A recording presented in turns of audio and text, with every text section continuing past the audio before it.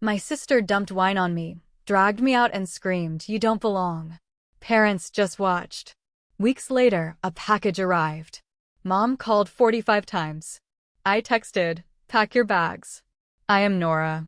I am 32 years old, and I work as a software developer. For as long as I can remember, I have felt like a ghost in my own family. You know that feeling when you are standing in a crowded room, speaking at a normal volume, and absolutely no one turns to look at you? That was my entire childhood. I was the invisible daughter, the one who was expected to simply exist in the background, make no noise, ask for nothing, and absorb the collateral damage of my family's chaotic dynamics. But while my parents' house felt like a cold, sterile waiting room where I was constantly overlooked, there was one place in this world where I felt entirely real. That was the home of my grandparents, Evelyn and Walter. Their house was a beautiful, sprawling craftsman property located in a quiet, leafy neighborhood in Seattle. It had creaky wooden porches, a massive garden filled with blooming hydrangeas that smelled like rain and sweet earth, and a living room that always felt warm. Today, because of the massive tech boom that swept through the city, that same house is valued at just over $1 million. But to me, its worth was never about the money. It was about the sanctuary it provided.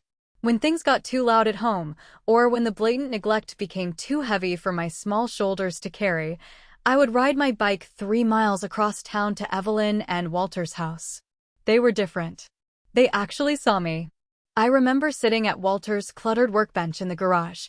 He was an engineer, and he would hand me a soldering iron and teach me how to connect circuits on old, broken motherboards.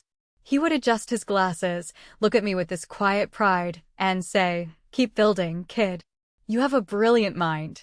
And my grandmother, Evelyn, she was my anchor.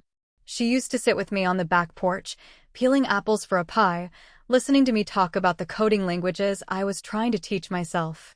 She never dismissed my dreams as trivial. She would hold my hand, her skin soft and lined with age, and tell me that I had a quiet strength. She always warned me, "Nora, do not let anyone dim your light just because it blinds them." They were the only people who believed I was worth something. When they passed away 3 years ago, my world went entirely dark. But they left me one final, powerful layer of protection. In their will, which was signed, notarized, and backed by a medical certificate proving their absolute mental clarity, they left the Seattle house entirely to me. They did not leave a single dime, nor a single piece of furniture, to my mother, my father, or my sister. At the time, I thought it was just a beautiful final gift. I had no idea it would eventually become the battleground for my survival. To understand why my grandparents bypassed their own daughter to leave their estate to me, you have to understand the toxic ecosystem of my family. I was the scapegoat, but my sister, Fiona, was the golden child. Fiona is 3 years older than me, 35 now, and she has spent her entire life standing on a pedestal built entirely out of my parents' sacrifices and my stolen opportunities. My mother, Brenda, and my father, Gregory, worshipped the ground Fiona walked on. In their eyes, Fiona was a visionary. She was destined for greatness, a misunderstood genius who just needed endless support to achieve her dreams. The reality was much darker. Fiona was incredibly entitled, deeply manipulative, and completely incapable of finishing anything she started. The contrast in how we were treated was not just subtle, it was a daily, crushing reality. I remember when I was 16. I desperately needed a laptop for an advanced computer science camp I had won a partial scholarship to. I asked my parents if they could help me cover the remaining $200. My mother, Brenda, sighed heavily, rubbed her temples, and told me that money was incredibly tight and that I needed to be more considerate of the family budget. I ended up working triple shifts at a local diner, coming home smelling like stale grease and bleached floors, just to buy a used, heavy laptop with sticky keys. Exactly 1 week later, Fiona celebrated her 19th birthday. My parents surprised her in the driveway with a brand new, fully loaded SUV. I remember standing in the living room, looking out the window as Fiona screamed with joy, while my father handed her the keys. When I quietly asked my father how we could afford a car but not a computer, He didn't even look at me.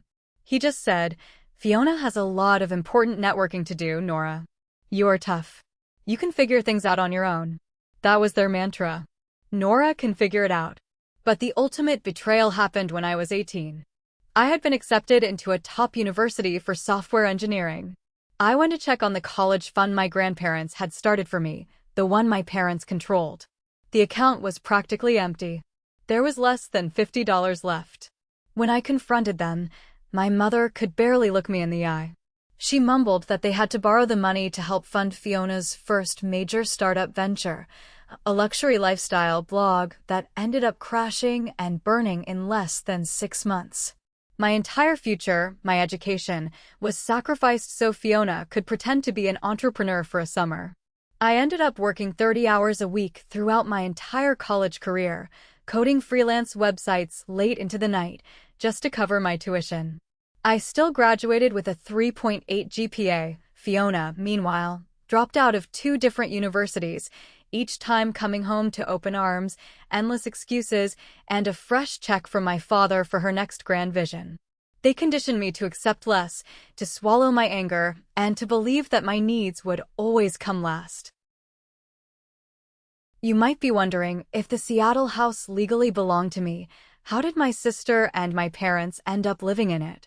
It was a slow, calculated invasion, a Trojan horse disguised as a family emergency. About 6 months ago, I was living in a modest, rented apartment closer to the downtown tech district where I worked. I had kept my grandparents' house exactly as it was, visiting on weekends to tend to the garden and preserve the memories. Then came the frantic phone call from Brenda. She told me that Fiona's apartment building had a severe black mold infestation. She said Fiona was experiencing terrible respiratory issues and needed a safe place to crash immediately. Brenda played the guilt card masterfully.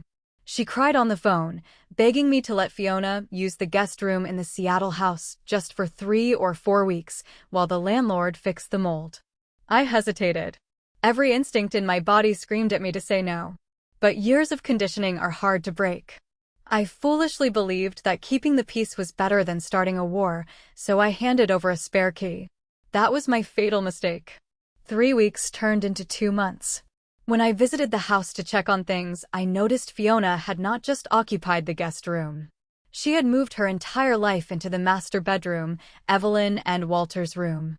She had thrown away my grandmother's vintage floral curtains and replaced them with cheap, modern blinds. She had essentially claimed the space as her personal headquarters for her latest failing venture, a fitness app. But it didn't stop there. By the 3rd month, I walked into the garage and found it completely cleared out, replaced by my father's massive collection of power tools and golf clubs. Gregory casually mentioned that his own garage was getting too cluttered, so he was just storing some things here to keep the place looking occupied. Then, Brenda started spending her weekends there, claiming it was easier to cook for Fiona in the big kitchen rather than driving back and forth to their own suburban home. Without signing a lease, without paying a single cent of rent, they had colonized my property. Whenever I tried to bring it up, to set a boundary or ask when Fiona was leaving, I was immediately gaslit. Brenda would accuse me of being incredibly selfish. Gregory would tell me I was overreacting and that family helps family. They made me feel like an intruder in the only home I actually owned. The environment became so toxic, so suffocating, that I simply stopped visiting. I retreated to my small rented apartment, conceding the territory just to avoid the emotional exhaustion of fighting them. I let them win the battle, completely unaware that they were preparing to steal the entire war. The tension finally reached its breaking point exactly 1 month ago.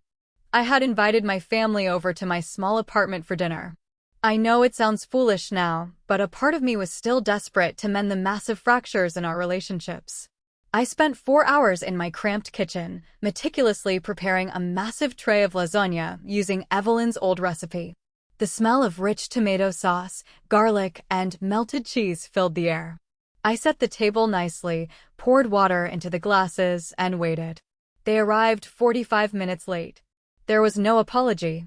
When I opened the door, Fiona strolled in first, scrolling aggressively on her phone, not even making eye contact.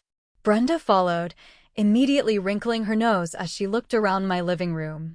She handed me a cheap, store-bought plastic container of cookies she clearly grabbed from a gas station on the way, muttering something about traffic being terrible. Gregory just walked past me, grunted a greeting, and immediately went to my fridge to find himself a beer. We sat down at my small dining table, and the air was instantly thick with tension. I tried to keep things light. I served the food and mentioned a new software project I had been pitching at work, a complex budgeting application that the executives were actually excited about. I barely got 2 sentences out before Brenda waved her hand dismissively in the air. "That is nice, Nora," she said, her tone dripping with boredom. "But let us hear about Fiona's new venture. The investors must be lining up by now." Fiona let out a dramatic, frustrated sigh, pushing her food around her plate. "The investors in this city are completely blind to real innovation," she complained, tossing her hair over her shoulder. "My fitness app is revolutionary, but they just do not understand my vision. I need to host a proper networking event, a real party to get the right eyes on my prototype." Gregory nodded sympathetically, reaching over to pat Fiona's hand. "You will find the right backers, sweetheart," he said softly. "You just need the right venue to show them what you are made of." I sat there, quietly chewing my food, feeling the familiar sting of being completely invisible in my own home. But then, the conversation took a sharp, terrifying turn. Brenda looked at me, her eyes narrowing slightly, and asked in a tone that was far too casual. "So, Nora, have you thought about updating the kitchen in the Seattle house yet? The appliances are looking terribly dated, and Fiona really needs a modern space if she is going to host these investor parties." I froze, my fork suspended halfway between my plate and my mouth. The sheer audacity of the question knocked the breath out of me. I looked from Brenda to Fiona. "Excuse me?" I asked, my voice barely above a whisper. Fiona leaned forward, placing her elbows on the table, looking at me as if I were a slow child. "The house, Nora. It is perfect for my launch party. But honestly, it is too much space for just one person. You have your little apartment here. You are fine. You do not even use the big house. It would make so much more sense if you just transferred the deed to me. I am starting over, and I need the equity to secure a new business loan." The room went dead silent. The blood roared in my ears.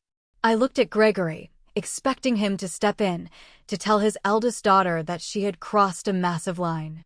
Instead, my father cleared his throat, took a sip of his beer, and looked me dead in the eye. "Think about the bigger picture, Nora," he said calmly.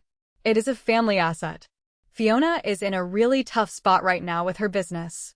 You have a stable job. You are doing fine. Family shares their blessings." My chest tightened until it physically hurt. I placed my fork down on the table, forcing my hands not to shake. "That house is not a family asset," I said, my voice remarkably steady despite the hurricane of anger building inside me. "Evelyn and Walter left it to me. Not to you. Not to Fiona. To me." Brenda slammed her hand flat on the table, making the glasses rattle. "Do not be so greedy, Nora," she snapped, her face flushing red. "We have given you everything, and the second your sister needs a leg up, you hoard $1 million property like a dragon?" I pushed my chair back slightly, giving myself space. "Given me everything?" I laughed, a harsh, bitter sound. "You drained my college fund to pay for her failed blog. You made me work triple shifts as a teenager while you bought her a car. I have worked for every single thing I have. Fiona is in a tough spot because she refuses to work for anything." Fiona's face contorted into something incredibly ugly. Her eyes went wide, flashing with a furious, unhinged entitlement. "Do not act superior just because you sit at a desk all day writing lines of code that nobody cares about." She spat, her voice escalating into a screech. "You have always been jealous of me.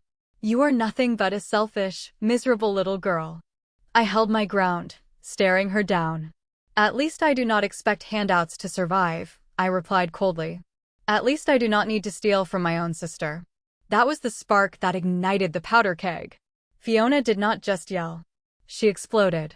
She stood up so violently that her chair tipped backward and crashed onto the hardwood floor. Before I could even register her movement, she reached across the table, grabbed her full glass of Cabernet Sauvignon, and hurled the contents directly into my face. The dark red wine splashed across my eyes, stinging sharply, and soaked instantly into my white blouse.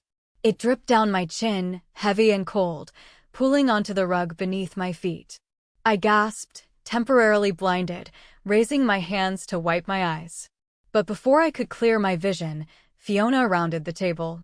She grabbed the collar of my ruined shirt in both of her fists, her nails digging into my collarbone. "Get out!" she screamed, her breath hot and smelling of alcohol in my face. "Get out of my house! You do not belong here. You are dead to us." She yanked me backward with a brutal, terrifying force. I stumbled, my feet tangling in the legs of the chairs. I was entirely disoriented, slipping on the wet floor. She dragged me across the living room like a rag doll. I tried to push her away, but she was operating on pure, entitled rage. She shoved me hard into the front door, popped the latch, and violently threw me out into the cold night air. I tripped over the threshold and fell hard onto the concrete walkway outside, scraping the skin off my palms and bruising my knee. I lay there for a second, the cold Seattle air biting at my wet clothes. I looked up through the open doorway. What I saw in that moment broke something fundamental inside of me forever. My mother, Brenda, did not run to help me. She did not scream at Fiona to stop. Instead, Brenda calmly walked over to the kitchen counter, pulled a paper towel from the roll, and handed it to Fiona so she could wipe the spilled wine off her fingers. My father, Gregory, was still sitting at the table. He simply picked up his beer, took another sip, and looked away. Fiona glared down at me, her chest heaving, a look of absolute disgust on her face. Then, she slammed the door shut. A second later, I heard the heavy, metallic click of the deadbolt sliding into place. They had locked me out of my own apartment. I stood up slowly, my entire body shaking. The streetlights cast long, cold shadows across the lawn. My hands were bleeding, my shirt was stained red, and my heart was pounding against my ribs like a trapped bird. But as I stood there in the freezing night, staring at the closed door, the tears stopped coming. The sadness evaporated, completely burned away by a cold, sharp clarity. They had shown me exactly who they were. The illusion of family was dead. And as I wiped the wine off my face, I whispered a promise to myself into the empty air. Game over. Thank you for watching the story. If you enjoyed this video, please hit the like button, subscribe to the channel, and leave a comment letting me know which city you're watching from.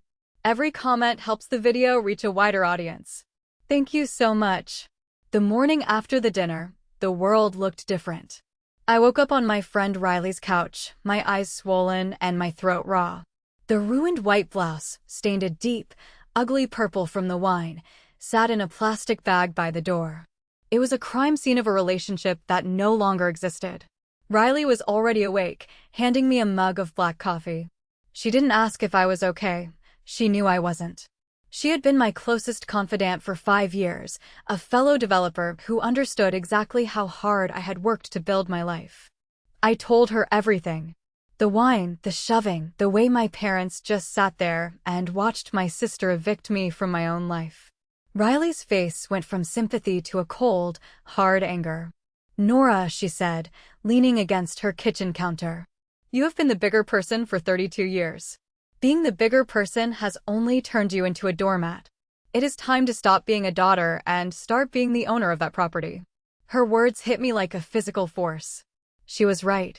I spent my whole life trying to earn a love that was never going to be given to me. I was chasing a phantom. I stood up, walked over to my laptop, and opened my digital vault. I pulled up the deed to the Seattle house and the scanned copy of my grandparents' will. I read the words of Evelyn and Walter again. They didn't leave the house to the family. They left it to me, specifically because I was the only one who showed them genuine love without expecting a payout. I realized then that Fiona, Brenda, and Gregory weren't just guests anymore. Legally, they were squatters. They were occupying a $1 million asset that belonged to me while treating me like an intruder. I didn't just want them out, I wanted to sever the tether forever. I knew that as long as I owned that house, they would find a way to bleed me dry.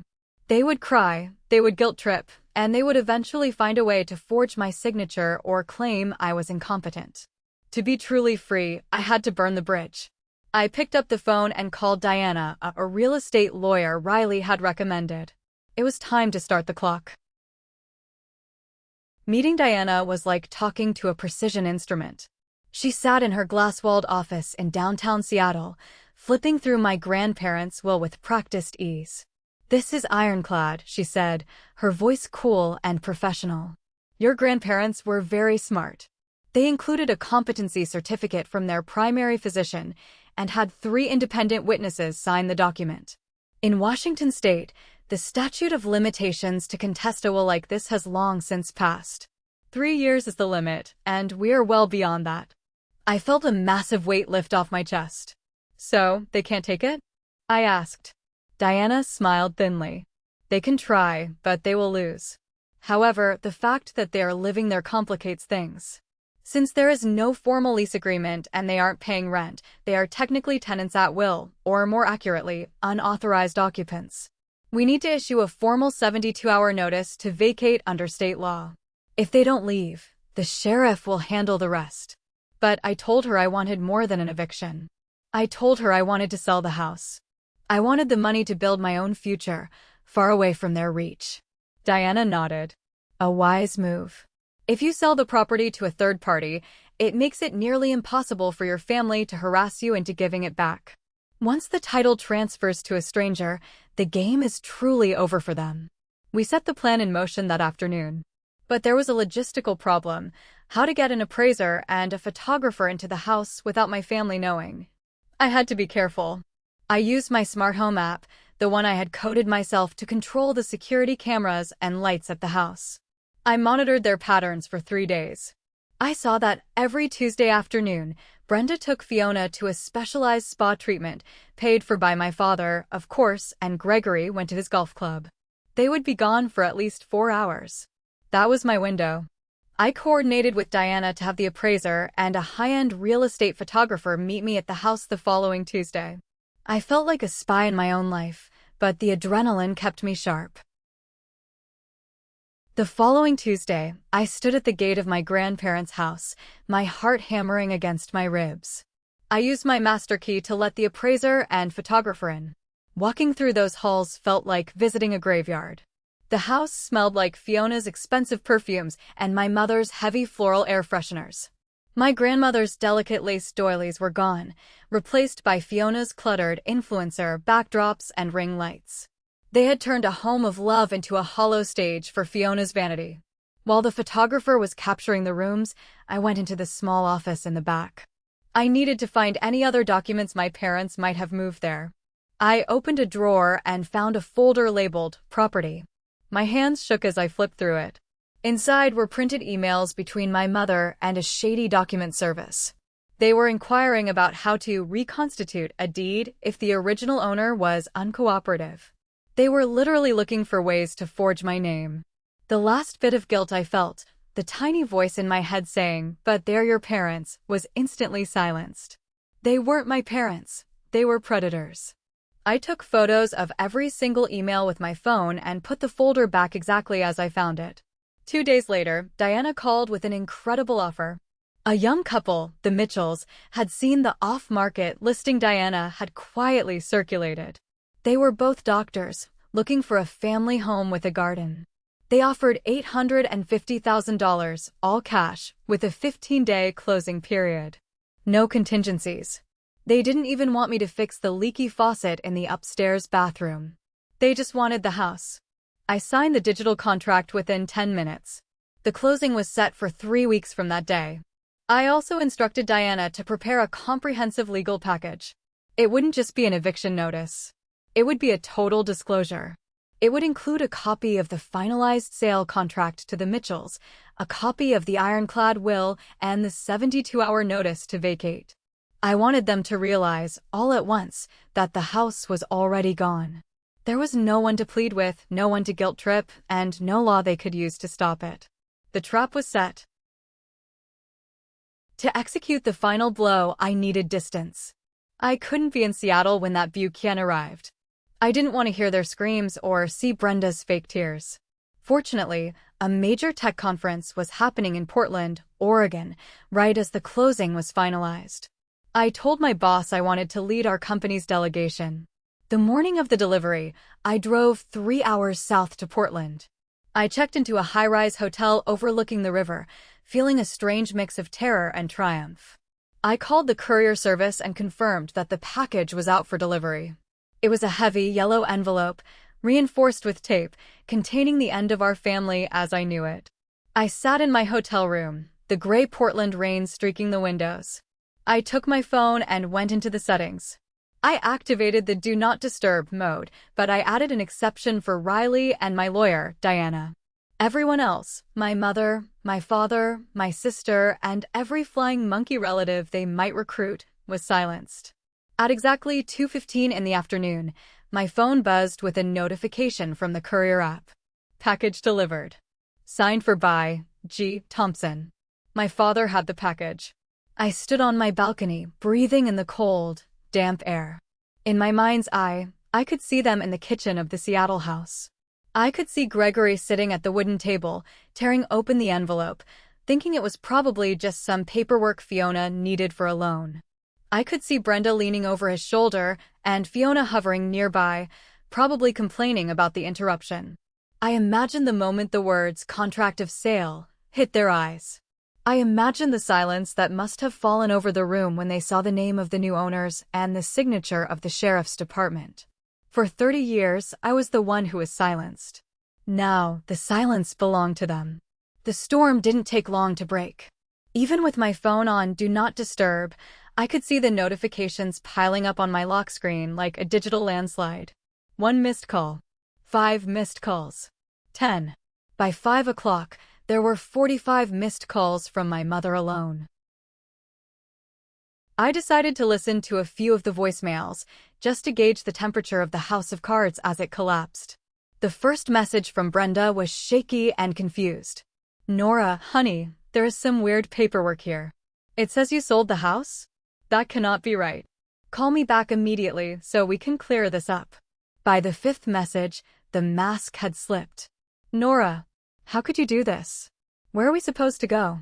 Your sister is in the middle of a business launch. You are destroying our lives. Call me now." Then came my father's voice. It was deep, gruff, and filled with a cold, patriarchal anger. "Nora, you have gone too far this time. This is family property. You have no right to sell it out from under us. I have already contacted a lawyer. You better fix this before it gets ugly." And then, there was Fiona. Her voicemail was pure, unadulterated venom. She wasn't crying, she was screaming. "You selfish, backstabbing little B-word. You think you're so smart? I will sue you for every penny you have. You're just jealous because I'm actually doing something with my life. I'm staying in this house and you can't make me leave." I listened to her scream until the recording cut off. I felt nothing. No guilt. No fear. Just a profound sense of relief. I realized that if I had given them the house, they would have hated me anyway. If I had let them stay, they would have found something else to demand. Their hatred wasn't based on my actions, it was based on their own bottomless need. I opened our family group chat. I typed 4 words, the only words they needed to hear. "The house is sold." I hit send and then I did something I should have done years ago. I left the group. I blocked all 3 of them. I put my phone face down on the nightstand and went downstairs to the hotel bar to meet Riley, who had flown down to join me for the conference. We toasted with expensive champagne. "To new beginnings," she said. "To the owner of the house," I replied. The next morning, the counterattack began, but it was pathetic. Diana called me while I was having breakfast. "Nora, your sister's lawyer, a man named Harrison, just called my office. He tried to claim that your grandparents were under undue influence when they wrote the will 3 years ago." I laughed into my coffee. "And what did you tell him?" Diana's voice was full of professional satisfaction. "I told him that I have a signed affidavit from their doctor and 3 witnesses who are ready to testify that your grandparents were sharper than Fiona is on her best day. I also reminded him that the statute of limitations to contest a will in Washington is strictly 3 years. He is 3 months too late. He tried to bluster, but when I mentioned the emails we found, the ones about forging the deed, he went very quiet. I felt a chill of satisfaction. Did you tell him about the sale? Oh yes, Diana said. I informed him that the Mitchells have already wired the full $850,000 into an escrow account. The title has been recorded. The house legally no longer belongs to you, which means it definitely doesn't belong to them. They are now trespassing on property owned by 2 very wealthy, very determined doctors who have already authorized the sheriff to remove any unauthorized occupants in 48 hours. Later that day, Riley showed me Fiona's social media. It was a disaster. Fiona had posted a tearful video, filtered to make her eyes look redder, claiming her evil, jealous sister was throwing her and her elderly parents onto the street. She was begging for donations for her legal fund. But the comments weren't what she expected. Several cousins and old family friends, people I hadn't talked to in years, started chime in. One aunt wrote, "Wait, isn't that Aunt Evelyn's house?" The one she specifically said she wanted Nora to have because Nora was the only one who visited her. Another cousin posted a screenshot of the public property records showing the house had been in Nora's name for 3 years. The narrative was shifting. The truth was out, and for the first time, Fiona's golden child charm wasn't working.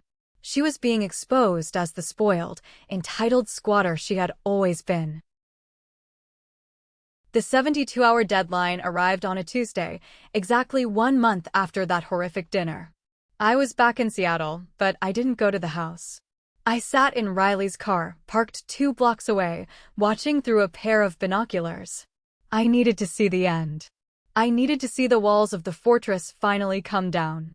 At 10 o'clock sharp, 2 sheriff's vehicles pulled up to the curb. I saw the officers walk up the same path where I had been shoved onto the concrete just weeks before. They knocked on the door. It took a long time for someone to open it.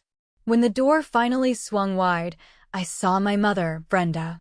Even from 2 blocks away, she looked small and defeated. She was gesturing wildly, probably trying to give the officers the same sob story she had used on me for decades. But these men weren't her daughter. They didn't owe her anything. They pointed to their watches and then to the street. For the next 4 hours, I watched a spectacle of absolute humiliation. My father, Gregory, began carrying boxes to the curb. Not neat, packed boxes, but garbage bags filled with clothes and loose items.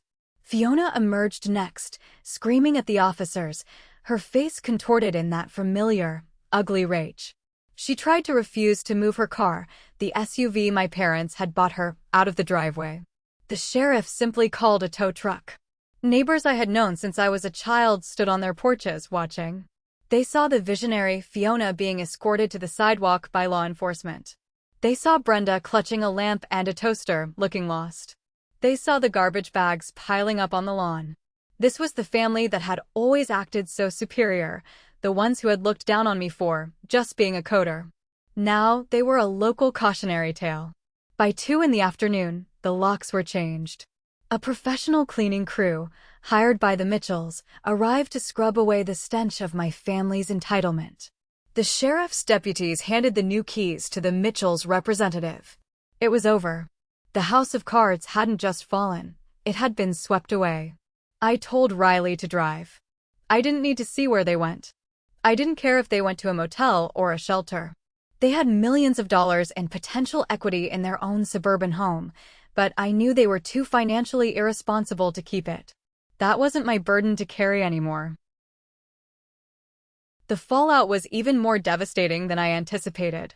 Entitlement, it turns out, is a very poor substitute for a financial plan. Within 2 months of being evicted, my parents' life completely unraveled. I found out through the grapevine, mostly through Riley's relentless social media sleuthing, that Brenda and Gregory had made a fatal mistake. To fund Fiona's latest revolutionary app, they had taken out a massive home equity line of credit on their own suburban house. They had gambled their only real asset on the belief that they could eventually seize and sell my grandparents' house to pay it back. When that plan failed, the dominoes began to fall. Without my grandparents' house to use as collateral, and with Fiona's app failing to generate even a single dollar in revenue, they couldn't keep up with the payments. They were hit with a double blow. The bank moved to foreclose on their suburban home, and they were forced to file for Chapter 7 bankruptcy.